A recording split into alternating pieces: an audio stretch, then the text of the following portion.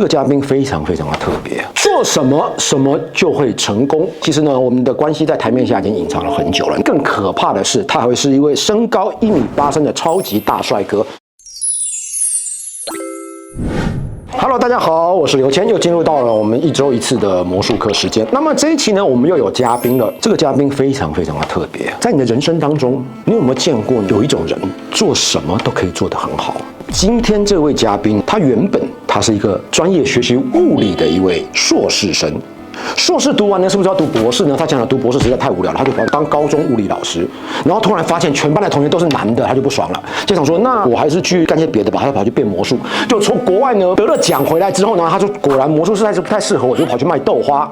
就一个人呢敲敲打打自己建立了一间豆花店，自己做了豆花卖了以后，居然成为网红店。光是靠卖豆花呢，就已经财富自由。他突然觉得，那我还是去当魔术师吧，跑去一个叫德清的城市搞了一个魔术秀出来。对我来说，那个可能是国内数一数二的 one of the best 大型幻术魔术秀。然后他突然觉得，哎呀，变魔术好无聊，我还是去当导演吧，跑去当了导演。听说他最近又要去卖卤肉饭。做什么什么就会成功，而且更可怕的是，他还会是一位身高1.83米的超级大帅哥。我知道目前为止听到现在，你一定会觉得，果然不会做豆花的物理老师不能成为一个好的魔术师。像这种人呢，你一定很羡慕、嫉妒、恨，对不对？我不知道你怎么样了，但是我不恨，为什么呢？因为他是我徒弟。是的，其实呢，我们的关系在台面下已经隐藏了很久了。那么今天好不容易来到了北京，我今天已经要请他来做一下代课老师。在开始之前呢，我们先看他帅气的表演。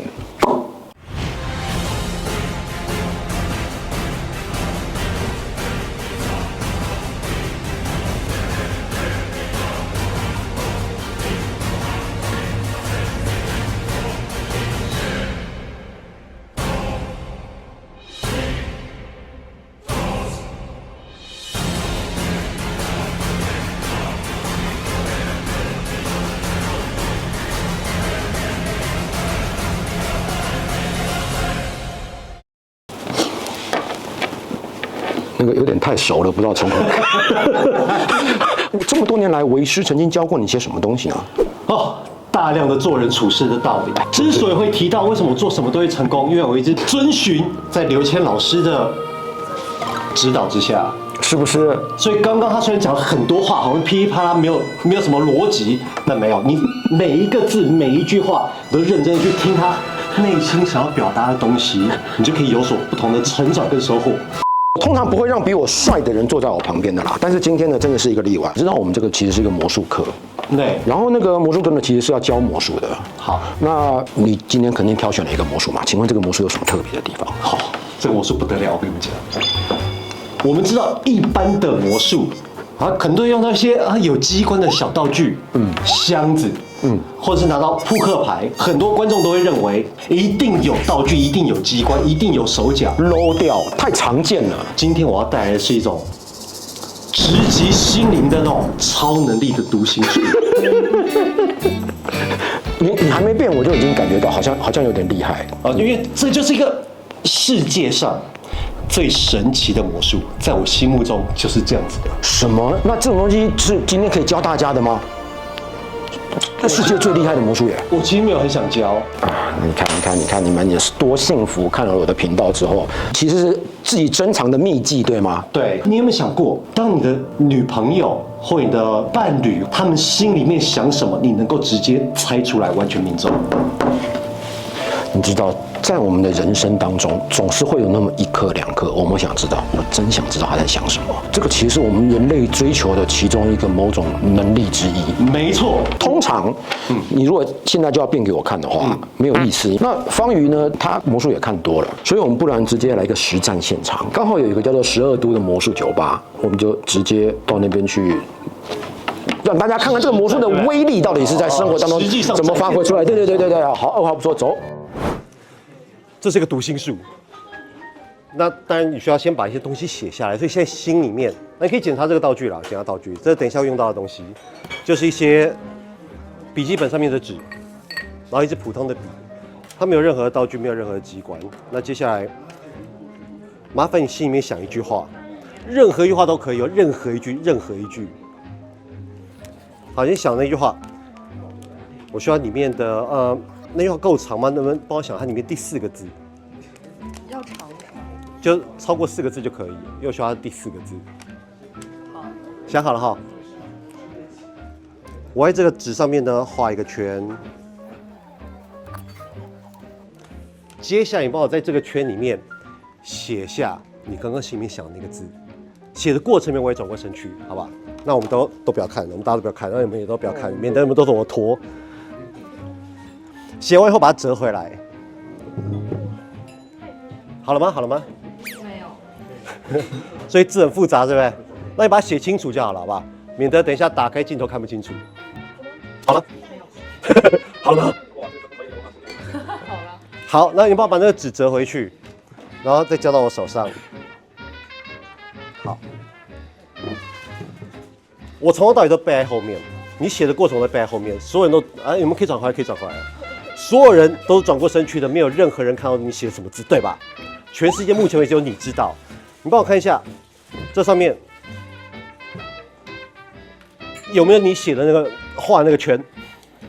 圈没办法，圈被你撕掉了。完全撕下来吗？对吧？好，我刚把那个角落撕下来，这上面是你写的字，我把它揉起来了。对，那讲我把它放在这，我把它放在这边，我把它放在这边，我把它放在这边。你别拿走，别离开镜头，好吧？它从头到尾都放在这边，所以不会有任何人动到它。接下来是读心了，没有人知道你刚刚心里面想什么话，对吧？你在心里面想着那一句话，然后想那句话，你在一块黑板上面写字，写下整句话。想着这个过程，想了以后呢，你帮我把第4个字用粉笔圈起来。你用粉笔圈起来以后呢，那个画面跟我刚刚画第一个圈有点像，对吧？接下来我要看到你的瞳孔穿进去以后，穿过你的视网膜，看到你大脑皮层那个皱褶上面那个记忆。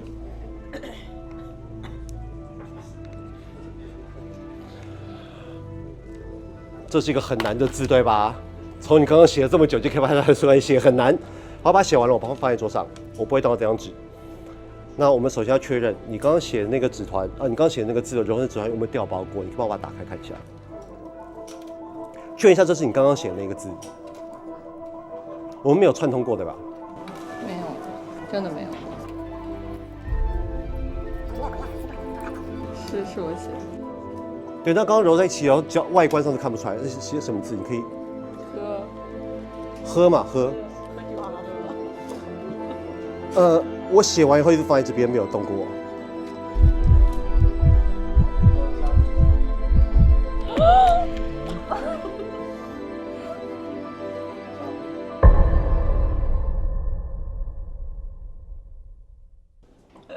得得得得，不要得，不要得，不要得！你在酒吧里啊！好，又回来了。好，所以现在应该是教学时间了，对吧？我先问一下，看起来很神奇的魔术，到底难不难学？它的原理其实很简单，但是它的有很多细微的技巧需要掌握好。要不然你知道我们常常看表演都会有那种魔术揭秘。那你看过以后，你知道魔术怎么变的，但你真的要实际上表演，你会发现你有很多漏洞，容易被看穿。是的，我们这个魔术课的精华就在于，我们不是只有揭秘而已，表演部分的方方面面还有很多注意的技巧，所以我们要确保你看了以后，你是真的可以在生活当中表演的，对不对？没错。那照理说，我们现在就要教学了嘛，对吧？但是我们偏不。我们现在先不教学，因为我怕观众这时候看到这边教学，然后教完之后，他们就直接把我们的视频关掉。你看进度条后面还有一大段呢，我不能让你们这样走掉，所以我们要先卖个关子，进入访谈时间。刚才已经你做了很多奇奇怪怪的事情，而且一点关系都没有。没错，我没有办法相信一个物理老师、物理硕士跑去卖豆花，而且这个豆花我记得还是自己研发的，甚至装修都是你自己钉木头钉出来的。豆花卖得很好，然后又跑去变魔术了。对。然后现在听说觉得变腻了，又要下一个到底目标又要做什么去？接下来我想要做一些导演方面幕后的工作。因为我觉得常常在表演魔术的时候，我们自己在表演会看不到自己的缺点或优点。当你在跳出来在外面看的话，你可以看很清楚说，哦，这个魔术变得好不好，这个台词加的好不好，就可以比较做的比较细微啊，就是其实自己在台上表演的时候，其实你没有办法看清楚整个秀的方方面面、各个层面。你如果是导演视角的话，其实你是可以看到整个后面、前面整体的运作的这样的一个东西。对，因为我觉得，我想要追求是一个极致的魔术秀。那我自己在台上表演后，我没有办法做到我想要的那个高度。什么？那你的意思是说，你心中要做到一个完美极致的魔术秀，但是表演的人不见得需要是你自己啊？对。哎呦，这是一种蛮奉献的精神，我觉得。所以有时候事情要做到成功，不需要目的感太强，对不对？就是有人说啊，我要成为世界上最厉害的魔术师，他朝这个方向去走，或者说啊，我要靠卖豆花赚大钱，我就去拼命的去卖豆花。那有时候是无心插柳，就是我可能只是为了喜爱或者为了那个理想去做这件事情，就反而就成功了。我觉得就像回归到你曾经讲过的，如果你的目的是为了赚钱，那你做什么事情其实都不会成功。你的目标应该是要一个更高一点的心灵上的目标，心灵上，那你就可能会有机会赚。比如说我做豆花的理由是因为，你知道我们很多朋友他们喜欢喝酒，自己开个酒吧，喜欢喝咖啡自己开咖啡厅。那我喜欢吃豆花，为什么不能开豆花店？当时的目标只是我想要弄一个我自己喜欢的豆花店。那刚刚有提到为什么我会自己做这些装潢啊什么的，那是因为我就买不到我想要的桌子，我买不到我想要的椅子，为什么呢？好的太贵了。但是我想要让每一个客人都坐在独一无二的椅子上，而且是我想要他们坐的椅子。对，所以我就开始自己去做这些东西。那很奇怪的一件事情，其实是两件事情。第一个就是这些跟物理学有什么关系？就一般人讲，比如本科出身的吧，他都已经读到硕士了，然后都已经有资格去高中当老师了，那通常都很难跳出这个，其实可能已经花了很多时间在上面的东西，怎么还会跳出来呢？那我喜欢吃豆花，为什么不能开豆花店？我觉得其实它分成个性上的两个部分。一开始是因为我还没有接触过魔术，我喜欢物理，是因为我看到几个物理老师他们在那种舞台上面有那种非常风光的那个形象在。你们那个年代物理老师会站在舞台上面哦，我们是站在讲台上。讲台。在大学的时候，社团接触魔术，然后看到刘谦老师他站在讲台上面一样发光发热，我就想象，哎呀，原来当魔术师一样可以达到我的目的。所以你所谓的心灵层面的追求，其实只是想要耍帅而已，是这个意思吧？我觉得对啊，我觉得可能是我开始变很肤浅了，有更高维度的一种追求。是，然后觉得物理老师帅就去当物理老师，觉得魔术师帅就当魔术师，然后后来你是觉得豆花店老板很帅。那我喜欢吃豆花，为什么不能开豆花店？其实魔术的目的是要娱乐观众、娱乐大众嘛。那我就开始想，娱乐大众。另外一方面就是我们要讨观众喜欢。我把这几个变魔术得到的心得放在我的店里面，所以慢慢的我的店开始变得大家喜欢。一个店面装修我自己装修就有个人风格，这跟变魔术一样有个人风格。像我刚刚讲说，其实因为没有钱，然后自己做椅子，然后做出来以后，我可以讲说这是我做出来的椅子，有个人风格。慢慢的肯定你的人，他就开始变成你的粉丝，所以你看一直累积，网红店不就是这个意思？是。总而言之呢，我觉得学了魔术的孩子不会变坏，你看做什么都会成功。所以其实呢，我一直以来对魔术的理念就是，魔术其实就是一种服务业。那所以其实它跟卖豆花其实也没有差太多。希望今天无论是他来看过了演出之后，或者来吃完我豆花之后，至少他心满意足的，或者整个体验的过程是非常好的。我一直也就相信，不光只是魔术和豆花，实际上呢，从你进到店里面，你的整体的氛围不但要让人觉得很舒服，再来我觉得个人的风格也是非常重要，甚至是不随波逐流的，而是我非常强调说我想表达的东西，然后懂得欣赏的人自然会欣赏。那我觉得还是进入教学的时候了。好，首先我们就要用到纸，一张纸，但我们不需要那么大。来喽，哎呦，这么大就可以。这个会教吗？这不能教，这个不能教。这个。大概这么大一张就可以了。OK。那但是小一点大一点无所谓，差不多就行了。那首先呢，在观众面前，我们先把它折起来，折成4等份。大概你不用折得非常整齐，因为我们在表演的过程里面，中间画一个圈。好，接下来请观众在里面写上一个字。那我自己的台词里面，我习惯会让观众心里面先想一句话，这句话里面写下他的第3个字。那为什么要这样呢？因为有时候观众写的字太潦草，或是他字太生僻，那你没有办法在第一时间就可以判断出他写什么字。好，那不，你怕他太潦草、太生僻，跟他第3个字有什么关系？你心里面想一句话，那句话里面的字通常都蛮常见的。那第3个字、第4个字、第5个字无所谓。OK，所以避免他故意刁难你，故意挑选奇怪的字。对，但如果是一句话，比较不会出现奇怪。所以有遇过是那种，比如他写那种招财进宝，你知道一坨。我第一时间辨认出他写什么字，但我写不出来。听到没有？这个才是重点，这个才是专业的细节。好，那比如说来个我每天，写个天。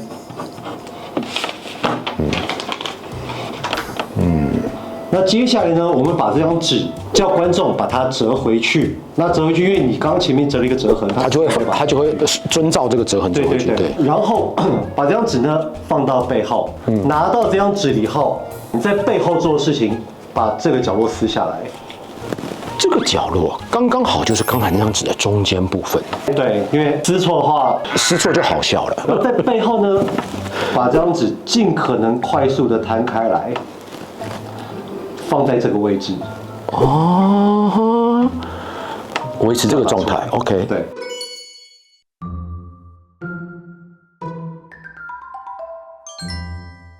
那这个东西我们叫 finger palm。好，然后拿到正面来，交给观众。不，这样没关系的吗？这当然不会有关系，因为 finger palm 重点就在于你要自然。不是，我不是说 finger palm， 我这个切了一个角没关系的吗？在台词上，大家如果看到我表演前面的话，是讲我这背后撕完了以后拿到前面来，请他帮我把这边剩下的纸拿走。拿走了以后，你看哪边，观众就会看哪边，这叫做 misdirection。所以这只手一直维持在后面啊，当然。所以观众觉得撕掉的那一角还在后面。对，所以原来如此。撕完以后拿到前面来，请观众把剩下那张纸拿走。拿走了以后，你再收到后面去。但这个过程里面你已经看完了。那如果你近视眼、老花眼，你自己眼镜要戴好，你不可能说你要这样看，你也不可能这样看。而且我觉得最怕的就是有些观众就是说他可能不知道要视线管理，可能会这样。好，这个。对，不能盯着看。因为你把这张纸拿出来的时候有这样的效果，因为我拿出来，请你帮我把这张纸拿走。你自然而然眼神就看这边。是。但其实我看的是手指但是观众会以为我看是他。是。好的，请帮我拿走了以后呢，他会拿走。你需要给一个理由，就是你帮我检查一下那个纸，我是不是完全把字撕下来？是的，是。之后把这个纸折回去，再把它揉成一坨，然后再把它拿到正面来。为什么这样做，对吧？第一个，你要先把它折回去，对观众来说，你把那个角落撕下来，是，揉成一团，我再把它拿出来，揉成这样一小团，你有没有可能从外观上判断出他写什么字？绝对不可能嘛！